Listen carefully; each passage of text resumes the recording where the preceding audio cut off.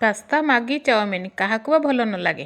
ଯଦି ତା କଥା ପଡ଼େ ଆମର ମନେ ପଡ଼େ ଆମର ବାହାରୁ କିଣି ଖାଇବା କଥା। ଆମେ ଯଦି ବାହାରୁ ସେଇ ଜିନିଷ କିଣି ନ ଖାଇ ମାନେ ନିଜେ ଘରେ ବନେଇକି ପାସ୍ତା ପୁରା ହେଲ୍ଦି ପାସ୍ତା ବିନା ସୁଜି ବିନା ମଇଦା ବିନା ଅଟାରେ ଆମେ ବନେଇବା ପାସ୍ତା, ସେଇଟା ତାହେଲେ ଆପଣମାନଙ୍କ ପାଇଁ ଦେହ ପାଇଁ ବି ଭଲ, ଆଉ ତାହେଲେ ପାଟିକି ବି ବହୁତ ଟେଷ୍ଟ ଲାଗିବ। ସମସ୍ତେ ତ ଆପଣମାନଙ୍କର ପୁରା ଫ୍ୟାନ୍ ହେଇଯିବେ। ଥରେ ଏମିତି ଘରେ ବନେଇକି ଖାଆନ୍ତୁ, ଦେଖନ୍ତୁ କେମିତି ଲାଗୁଛି ଆପଣ ମୋତେ କମେଣ୍ଟ କରିକି ଜଣେଇବେ। ଚାଲନ୍ତୁ ଆମେ ଷ୍ଟାର୍ଟ କରିବା ମାନେ ହୋମମେଡ୍ ପାସ୍ତା। ଆଉ କେମିତି ମୁଁ ସେଇଟା କରୁଛି ଆପଣମାନେ ମୋତେ ଦେଖନ୍ତୁ, ମୋର ସବୁ ଜିନିଷକୁ ଆପଣ ଫଲୋ କରନ୍ତୁ, ମାନେ ଗୋଟି ମାନେ ଟିପ୍ସକୁ ଆପଣ ଦେଖନ୍ତୁ, ତାହେଲେ ଆପଣ ଜାଣିପାରିବେ ମୁଁ କେମିତି କରୁଛି। ପ୍ରଥମେ ଆମେ ଗୋଟେ ପ୍ୟାନ୍ ବସାଇଦେବା ମାନେ ଗ୍ୟାସ୍ ଚୁଲାରେ, ଆଉ ଯେଉଁଥିରେ ଆପଣମାନେ ସେଇଟା ପାସ୍ତା ମାନେ ହୋମମେଡ୍ ପାସ୍ତା ତିଆରି କରିବେ। ଆଉ ସେଇଟା ମୁଁ କେଉଁଥିରେ କରୁଛି ଆପଣମାନେ ଦେଖନ୍ତୁ। ତା ଦେହରେ ଆପଣ ମେଜରମେଣ୍ଟ ହିସାବରେ ଆପଣ ନେଇଯିବେ 1 କପ୍ ପାଣି। ପାଣିରେ ଆମେ ଟିକେ ଦେଇଦେବା ଲୁଣ, ସ୍ୱାଦ ଅନୁସାରେ ଲୁଣ ଦେଇଦେବା। ତାପରେ ଆପଣ ଘିଅ ତେଲ ଯାହା ବି ଅଛି ଆପଣ ୟୁଜ୍ କରିପାରିବେ। ଆପଣଙ୍କ ପାଖରେ ଯଦି ଦେଶୀ ଘିଅ ଅଛି ତାହେଲେ ତ ଆହୁରି ଭଲ। ସେଇଟା ତାପରେ ପାଣି ଫୁଟିଲା ପରେ ଆପଣ ଗୋଟେ ନେଇଯିବେ ବେଲଣା କାଠି ହେଉ କିମ୍ବା ଗୋଟେ କାଠର ଯାହା ଖଡ଼ିକା ହେଉ, କାହିଁକିନା ସେଥିରେ ଘାଣ୍ଟିବାକୁ ସେଇଟା ସୁବିଧା ହୁଏ। ତ ସେଇଟା ନେଇଯିବେ ଆପଣ, ତାକୁ ଟିକେ ଘାଣ୍ଟି ଦେବେ। ସେଇଟା ପାଣିଟା ଅଲରେଡ଼ି ଭଲସେ ଫୁଟି ସାରିଲା ପରେ ଆପଣ ନେଇଯିବେ ଚାଉଳ ଗୁଣ୍ଡ। ହଁ, ମାନେ ଆମେ ଘରେ ଯେଉଁ ଅରୁଆ ଚାଉଳକୁ ଗୁଣ୍ଡ କରି ପିଠା ପାଇଁ ପ୍ରସ୍ତୁତ କରୁଛୁ ସେଇ ଗୁଣ୍ଡ ଆପଣଙ୍କୁ କହୁଛି ମୁଁ।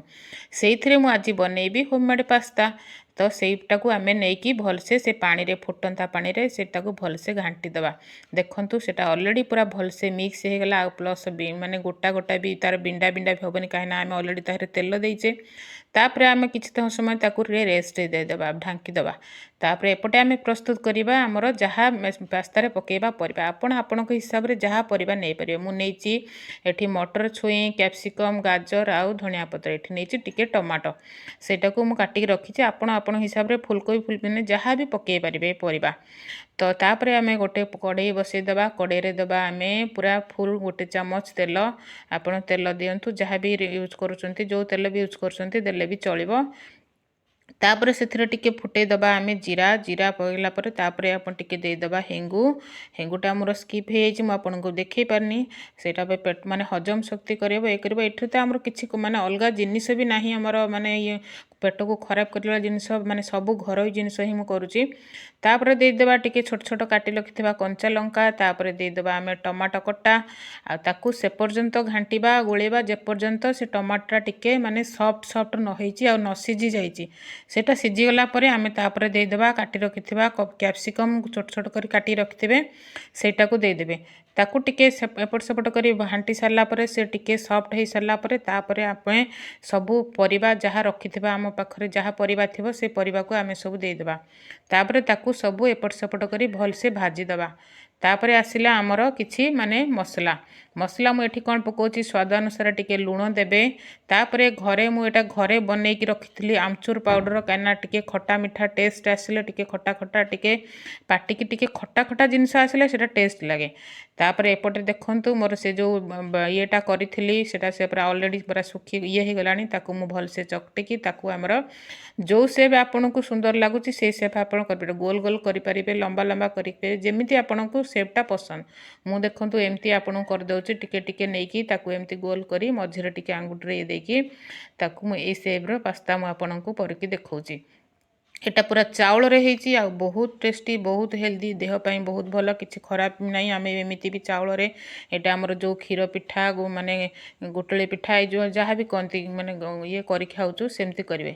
ଏପଟେ ଦେଖନ୍ତୁ ଅଲରେଡ଼ି ମୋର ସେଇଟା ଭାଜି ହେଇଗଲାଣି। ତାପରେ ମୁଁ ଦେଇଦେବି ଟିକେ ଟମାଟୋ ସସ୍ ଦେଇଦେଲା ପରେ ଆପଣ ବି ଏଠି ମାନେ ଯଦି ପିଆଜ ରସୁଣ ଖାଉଛନ୍ତି, ପିଆଜ ବି ଆପଣ ଯେତେବେଳେ ପ୍ରଥମେ ତେଲରେ ଜିରା ଦେଲି ସେତେବେଳେ ପିଆଜ ରସୁଣ ଯାହା ବି ଦେଇପାରିବେ, କାହିଁକିନା ଆମର ବିନା ପିଆଜ ରସୁଣ ମୁଁ ତେଣୁ ପିଆଜ ରସୁଣ ଦେଇନି, ତାକୁ ସ୍କିପ୍ କରିଛି। ତେଣୁ ଆପଣ ଏଥିରେ ଯାହା ପକାଇ ପାରିବେ। ଆଉ ତାପରେ ଗୁଣ୍ଡ ହିସାବରେ ମୁଁ ଦେଇଥିଲି ଏଥିରେ ତ ଆପଣଙ୍କୁ କହିଥିଲି ଆମଚୁର ପାଉଡ଼ର, ତାପରେ ଦେଲେ ଟିକେ ଚାଟ ମସଲା, ତାପରେ ଟିକେ ବିଟ୍ ଲୁଣ, ତାପରେ ଦେବେ ଗୋଲମରିଚ ଗୁଣ୍ଡ। ସେଇଟା ଦେଇକି ଭଲସେ ତାକୁ ଗୋଳେଇ ଗାଳେଇ ଦେବେ। ଆଉ ସସ୍ ହିସାବରେ ଆପଣ ଆଉ ଯାହା ସସ୍, ତାପରେ ଆମେ ଦେଇଦେବା ବହୁତ ସାରା ପାଣି ଆମେ କେତେ ଦେବା ନା, ଆମେ 1 କପ୍ର ଚାଉଳ ଗୁଣ୍ଡରେ ଆମେ ତିଆରି କରୁଛେ, ତେଣୁ ସେଥିପାଇଁ ଆମେ 2 କପ୍ କିମ୍ବା 2.5 କପ୍ ପାଣି ଦେଲେ ବି ଚଳିବ, କାହିଁକିନା ଚାଉଳଟା ସେଥିରେ ତାର ପାସ୍ତାଟା ସିଝିଲେ ସେଟା ଟେଷ୍ଟ ଲାଗିବ, ପ୍ଲସ୍ ତା ଭିତରେ ମସଲା ବି ପଶିବ। ଦେଖନ୍ତୁ କିଛି ସମୟ ଢାଙ୍କି ଦେଇ ସିଝି ସାରିଲା ପରେ ମୋର ପାସ୍ତାଟା ଅଲରେଡ଼ି ରେଡ଼ି ହେଇଗଲାଣି, ବହଳିଆ ହେଇଗଲାଣି।